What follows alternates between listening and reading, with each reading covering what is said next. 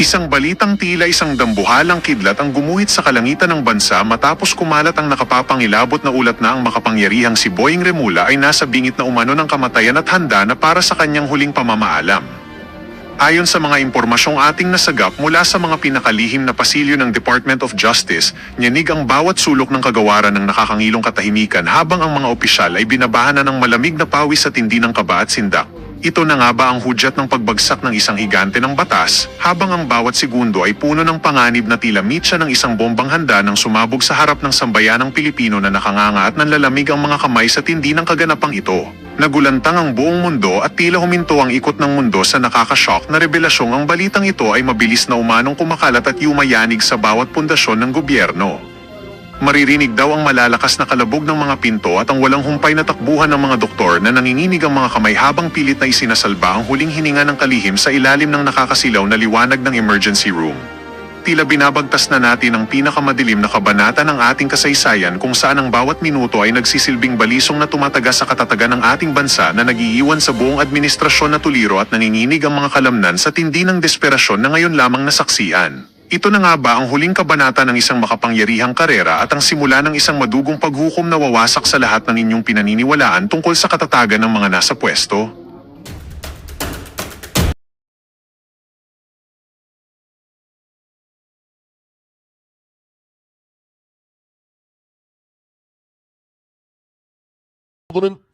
Dali niya dito, kausapin ko na, sabi ni Xi Jinping. Dali niya dito yan. Bubombayin ko ng water cannon dyan eh.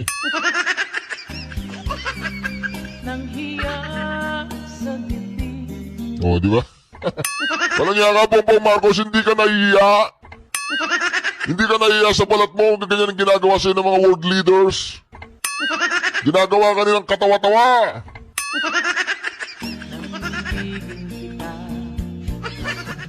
Oh, di ba, ganyan. Oo naman mo, mag-resign ka na, Bongbong Marcos. Pati yung mga world leader, wala nang gana magpag-usap sa'yo. Naligo ka ba? Baka nangangamoy ka kaya medyo masangsang. Hindi kasi yun daw pong mga gumagamit nangangamoy yan, mabaho daw. Yung gumagamit ng ng halimbawa, kakain ka ng sisig, mangangamoy ka ng sibuyas, ganoon. O kaya dinakdakan, di ba? Ilocano yung dinakdakan.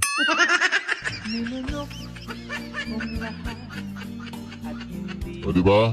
Nakadikit pa naman sa'yo si Bongbong Marcos, baka nga naman nangangamoy. Walang iya kausap mo, si Xi Jinping ganyan ang itsura niya. Talagang gusto na lang niya mag-disappear ka na sa harapan niya eh. O, di ba? O, tingnan mo yung Chinese reporter, sabi niya, kawawa naman si Bongbong Marcos, ano?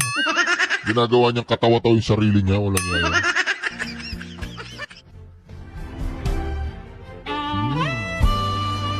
Ganyan dapat ang magipag-usap.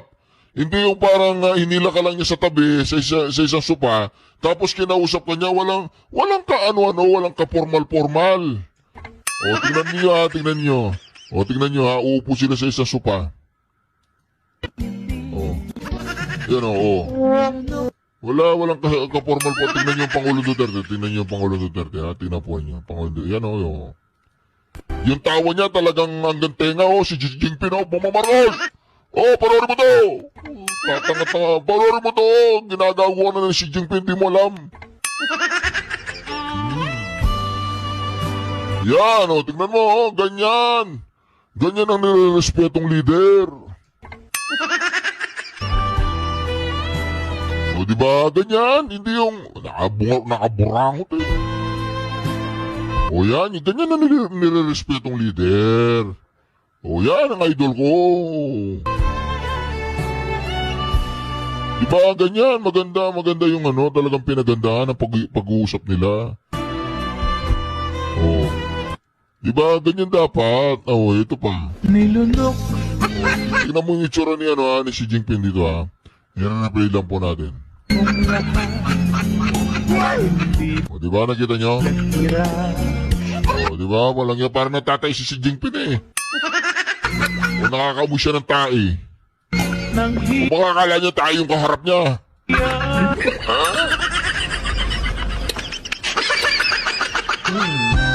Nakita mo yung body language ni Xi Jinping? Ito. Tingnan po ninyo to, ha. Tingnan ninyo ang malupit na Duterte. No, di ba? Ang aliwalas ng itsura na si Jinping, natatakot yata siya kay Duterte. Di ba? Oh. Hindi parang nagpapaliwanag ka, ganito po kasi yan eh. Inaano po ako ng Amerika eh, di ba? Pasensya na po kayo si Jinping na. Huwag niyo na pong bombayin yung mga tao ko dyan. Kasi po yung Amerika eh, tinutulak niya ako eh. Ginagawa po niya akong uto. Si Donald Trump po kasi pinagalitan niya ako. Namatay kasi si Tantong ko dun sa ano eh. Oo, gano'n, no? Hawak ako sa leeg ni Donald Trump eh. Kasi marami akong katarantaduhan ginawa eh.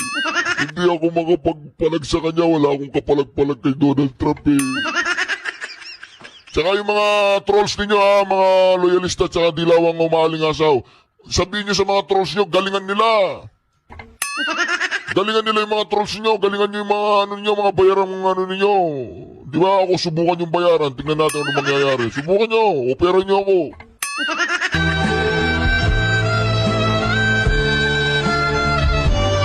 Mga ganyan. Yung mga trolls ninyo ha, ayusin nyo. Nahuhuli sila kay Marcoleta. Nako, grabe yan. Gusto niyo muna ito paimbestigahan. Dahil ano ho ba ang iyong pakiramdam dito po sa lumabas na hindi po si Attorney Espera ang nag-sign, nag-notarize nito? Ano pong pumapasok sa inyong isipan? Was this, what? Somebody forced them to? Yes. Ang tingin ko talaga, someone forced them to stop them to say na wag mong i-claim yung signature na yan. Kasi easy lang naman eh. Attorney Espera should have said na madali lang naman niya sabihin, hindi, sa notary service talaga namin yan. Nakaregister yan, nasa records namin yan. Pero to say and to claim na falsified yung aking notarial service, medyo, ano yun, malicious para sa akin yun. Medyo inaanggulahon nila yun. Ginagawa nila ng script na yung ginawa ni Gutesa, totally mali. Okay. Totally Congressman falsified. Mike, who do you think is behind this? Yung mga binanggit niyang pangalan. Well, of course, si Congressman Saldico, I'm sorry, kaibigan ko siya, pero ito para sa bansa to. Ito mangyari, napakamali. And syempre, si Speaker Martin Romualdez. Ito naman yung dalawang taong binanggit niya eh. So you think either one or both of them are behind this? Yes. Nako. Yes daw po, yes. Yes, Senator Marcoleta, ipaliwanag mo nga lahat na sinasabi nila dyan sa mga peking balita. Ito na po mga karyaso, Senator Marcoleta! Kung sino yung mapatunayan na meron talagang pagkakasala, gawin nila. Di ba? Wala naman tayong problema ron. Ano yun tayo makikipagdebate sa ganun. Tama po, oho. Yun ang ating pakay talaga, matuntun kung sino lahat ang may kasalanan. Opo. Siyempre, dadaan naman sa korte yan dyan eh, di ba? Totoo po, totoo. Yan naman ginawa ng ICI na yan at sa pagkikipag-ugnayan nila siguro sa Department of Justice. Alam mo naman yung patakaran dyan at saka yung quantum of evidence dyan. Yan. Probable cause or kaya maaaring gamitin nila yung prima facie, whatever. Opo. Dadaan naman sa korte yan eh. Kaya lang, hindi ba tinutukoy natin, hindi ba natin pagsisikapan na i-identify kung sino yung ulo, halimbawa. Oho. Sino yung ugat niyan? Oho. Kasi isa sa mga na-target, si dating Congressman Saldico. Opo, oho. Ibig ko ba sabihin si Saldico gagawa ng ganun? Na silang mag-isa? Walang nasa taas niya? Parang yun po, gusto nilang palabasin. O Sen. yun ang sinasabi ko sa iyo kanina. Oho. Ito yung scapegoat strategy.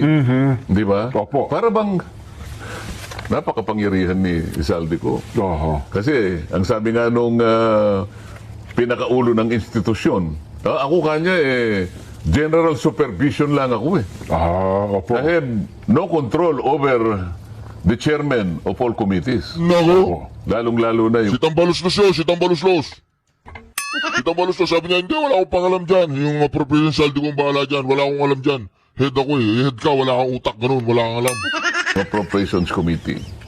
Siguro ang tanong mo sa kanya, sa palagay mo may maniniwala sa...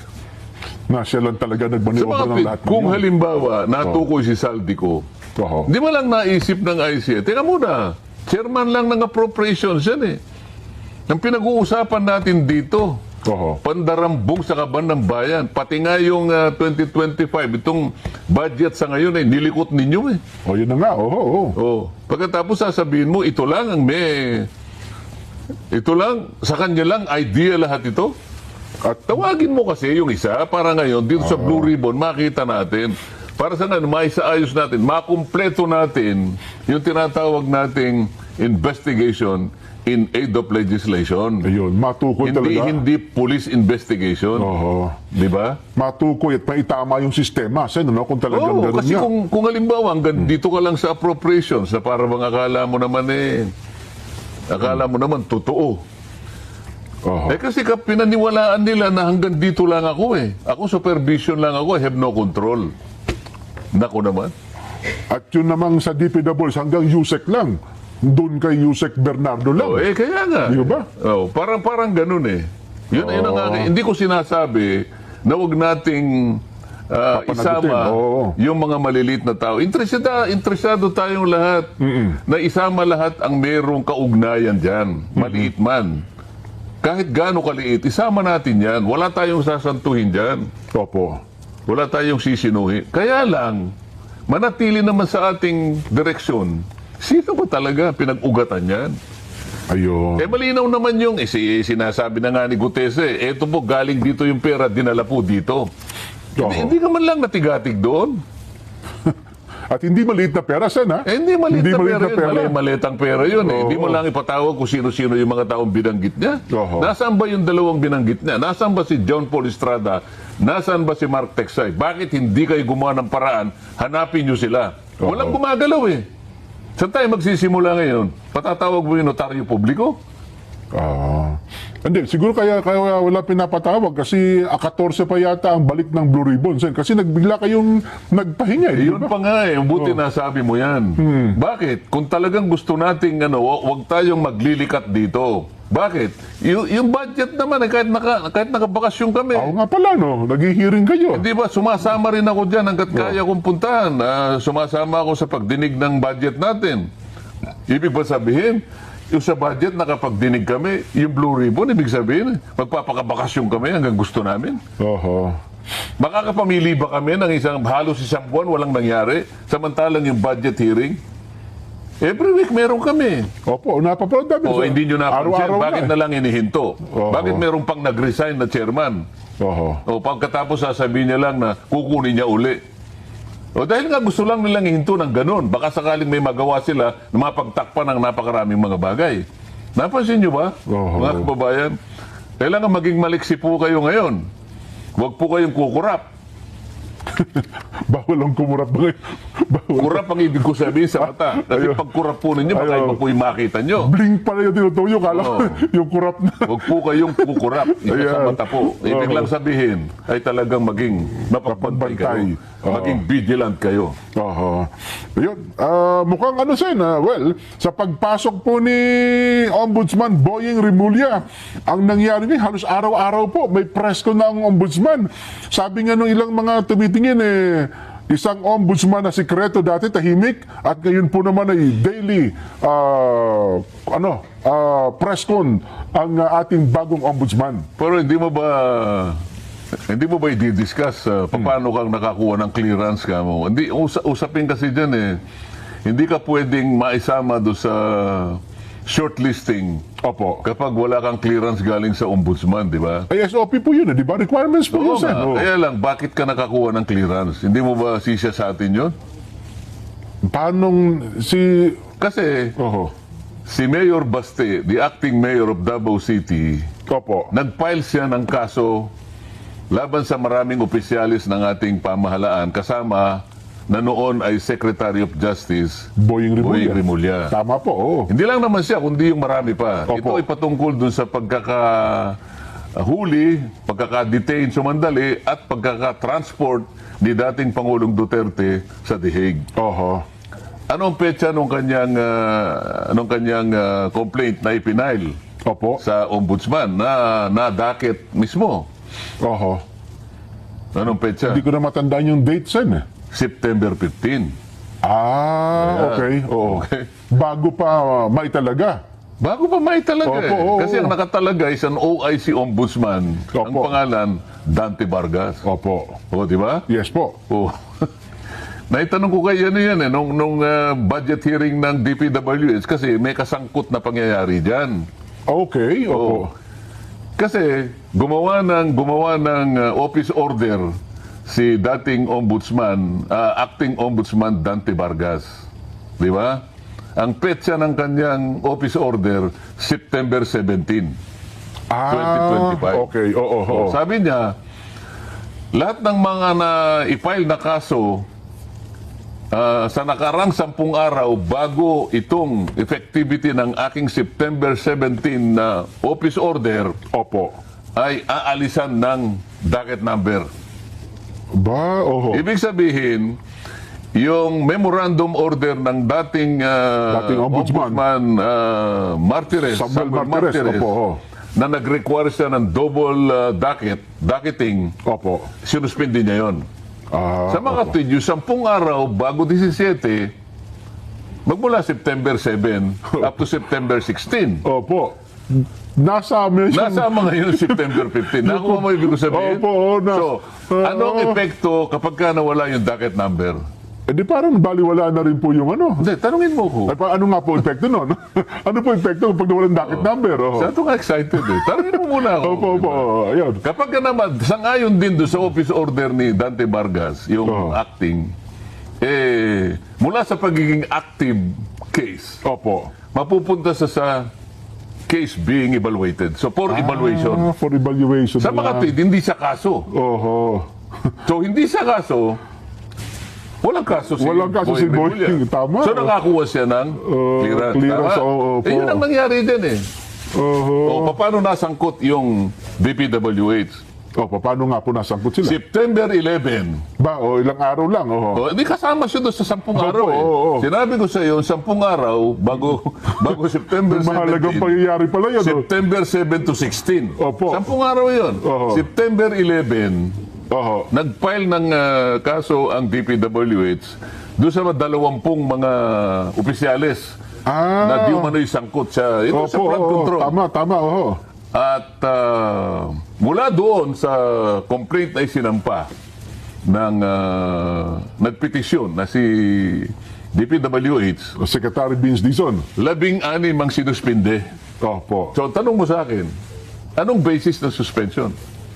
Ano nga po magiging basis nun? Wala na palang ano. Nawala yung docket number dito sa kanila eh. Oho. Oo. Tinanong ko sa kanya, ano? Your Honor, sabi niya, hindi nga, nga ako na, ano nga ang basis? Oo. Hindi, sinasabi ko lang, yung nasuspindi, hindi dapat nasuspindi. Sabi kasi wala ng basis tinanggal, eh. opo. Wala ng docket number eh. Oo. Kasi yung complaint niya na-relegate sa status na for evaluation. For evaluation na mangyayari. Oo. So walang kaso, ano ngayon ang basis, ba't mo sinuspindi yung 16? Dapat pala ibalik niya yun. Dapat sagutin ni Dante Vargas ngayon yun. Oo. Di ba? Yeah. Kaya nasabi ko, merong pabor sa'yo, merong hindi pa pabor sa'yo. Oo. Sabi ko sa kanya, ito yung problema. When you pray for rains, Ay, opo. Di ba? Oho.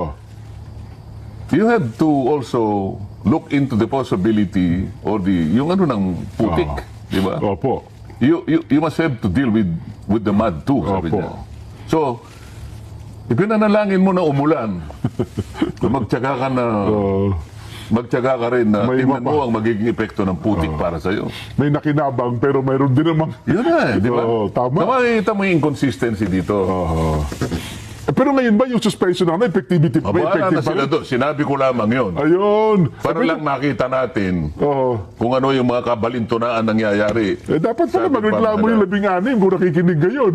Maaari may nakapakinig doon. Kasi Di ba? napunta, na ano yun sa social media. Oho. Ay, nako. Anyway, saglit lamang ho ha. Tuloy tayo, Sen, sa ating talakayan. So dapat pala ngayon, sa pamamagitan po ng ating palatuntunang ito, ay magpakatalino, Sen, ano? Tama, Ang ating tama. mga taga-subaybay, lalo na po sa social media na ito ang nagiging bihikulo ngayon ng, sabi ko nga, kung ito'y nakakatulong sa positibong bagay, pero ito'y nakatutulong din sa isang negatibong bagay. Maraming fake news eh, yung Kabayan Patrol. takpan ng katotohanan po. At tayo nating mangibabaw yung negatibo dyan. Yan, oho. Gamitin ang social media para ang tao malinawan, malabo, di ba? Oho. Para maituwid ang mga binabaluktot. Tama. Hindi yung kabaligtaran. Oho. Kasi kapag ka puro katwiran ng namamayani, puro katotohanan, safe ang mga tao. Oho. Nakagagawa ng kabutihan sa kanyang kapwa, sa kanyang pamilya, at sa pambansang kalinangan, Opo. development. Pero kasi kapag ka pinagtatakpang ka, meron kang hindi naintindihan, pati pagdidesisyon mo medyo problematic Oho. Lalong-lalo na ito, tinutukoy natin dito kung paano natin may sasalba ang ating bansa. Paano natin marirecover, paano natin maihinto ang napakalaking korupsyon na nangyayari sa magitan pa lamang nitong flood control projects na pinagtatalunan natin. Dito makikita mo, ang nakakatakot dito, ang pinakamalaking tragedy dito, trahedya dyan, Opo. hindi yung ang tao makaalpas sa hustisya Oho. Kasi oho. dito sa pagtatakip nila, baka sakaling ang kanilang pasya rito, ang kanilang kagustuhan dito, mapagtakpan, maproteksyonan ang mga taong dapat ay magkaroon ng ano tawag dito, dapat ay managot. Oho. Ang ano natin, ang objective natin, makita natin, matukoy natin ang mga taong dapat na managot sa mga nangyaring ito Sila naman, kabaligtaran ang kanilang pakay. Oho. Maisalba sila, Matagtakpan. Oho. mapagtakpan sa pagitan ng pagliligaw sa ating mga kababayan kung sino talaga ang may kasalanan. So, nailigaw sila. Hindi yun ang pinakamalaking trahedya Ang pinakamalaking trahedya dito ay mangingibabaw yung kamalian May Tama. mangingibabaw Oo. yung kawalang hiyaan Agree. Pagka yun ay nangibabaw, yung katwiran na ngayon, napailalim, Yun. mas malaking problema ng isang bansa At yun ba, papayagan natin? Di ba? Oo. Magkakaroon ng distrust Oo. ang mga tao sa kanyang pamahalaan. Wala nang maniniwala hindi mo napanagot Nakaligtas yung dapat managot, pero more than that, Opo. hindi nakaligtas ang bayan doon sa hustisya na kanyang hinahanap. Hindi niya ngayon nakamit yung hustisya na dapat nakamit ng mamamayan Oho. doon sa pag-alipusta ng kanyang kabangbayan. Saan bigyan na natin ng mas dagdag na emphasis? Bagat nabanggit nyo na kanina, gaano ba ang importansya itong si Gutesa? Bakit mukhang ito ang pinaproject ngayon, ano, at mukhang talagang seryoso silang i-discredit si Gutesa. Hanggat maaari lang, siguro sa susunod na pagdinig, huwag na itong lumutang Kasi hindi na matagpuan ngayon at hindi na malaman kung saan nila hahanapin. Diyan mo makikita ang kahalagahan Opo. ng testimony ni Gutesa. Ayun, oho. Kung naalala mo, nung nag-deliver ako ng privilege speech sa plenary, sabi ko, si Orly Gutesa, ang pinaka-credible na witness sa Tama. pagdinig na ito. Ang totoo niyan, sabi ko, sa aking palagay, si Gutesa mas credible kaysa sa marami dito sa ating Sa Senado. kapulungan. Opo. Sinabi ko yun. Opo, napanood ko po yun. At oho. sa aking palagay, si Gutesa ay mas matapang kaysa sa karamihan natin dito sa kapulungan ito. Oho. Kaya ganun na lang ang ginagawa nila. Kung makikita mo, lahat ay nagsisikap. Itong Opo, mga taong ito, oho, nagsama-sama sila para sa ganon, i-discredit nila. Oho. Dahil dito sila natakot Sabi ko nga sa'yo, napaka-credible ng kanyang Testimonya. testimony. Opo. Imbes na ipatawag yung mga taong binanggit niya, halimbawa, binanggit niya si Congressman Eric Yap. Opo. Nakita niya siya nagdala ng pera ron Opo, oho. Tinawag ba si Eric Yap? Hindi tinawag Oho. Hindi ba pinakamaganda ron tatawagin mo para kung gusto mong baliwalain, i-discredit si Gutesa, paharapin mo si Eric Yap, siya mismo magsasabing hindi po totoo yan. O iharap mo. Tinawag niya rin yung, sabi niya, yung nagbibilang at tumatanggap ng pera sa bahay ni Saldico, diyan sa Valle Verde, ay isang taong nangangalang John Paul Estrada. Opo, oho. Tama ba, Estrada? Tama po, opo, oho. At saka Mark Texay. Oho. Bakit hindi mo ipatawag yun? Hindi nila pinatawag kasi nga pinagtatakpan nga. Mga animal yan Hindi nila pinatawag yung mga binabanggit ni Gutesa at saka ni Alcantara. Isip-isipin mo, napunta tayo doon sa pirma ng abogadang nagnotaryo. Oho. Samantalang yung malalaking tao na mag-uugnay kung Oho. totoo o hindi, doon nga natin mababalasa kung totoo nga sinasabi ni Gutierrez, ipatawag mo. Oho. Ayaw nila ngayon. Takot na takot sila ngayon. Na ipatawag silang lahat. Bakit? Credible yung tao eh. Yun pala. Yun ang sagot mo sa tanong mo. Opo. Credible, kaya pinipilit nila. Ngayon. Pinipilit nilang gibain talagang si Gutierrez. ito yung pinakahuli ngayon. Opo. Kahapon lang yata ito. Pinilit lang ako ni Defensor at ni Marcoleta. Isipin mo, para gibain. ang tindi, Kasi no? talagang matindi yung kanyang Oho. Matindi ang kanyang pahayag at very credible. Oho. He has nothing to gain, he has everything to lose. Opo. Kaya pa lang sabi, hindi raw matagpuan. Kung ako naman si Gutierrez, matapos ang aking statement, Pinantaan siya eh. magtatago din talaga ako. May gusto siyang puntahan siguro. Puntahan siya para siguro takutin, para sa ganun o kaya, operan siguro.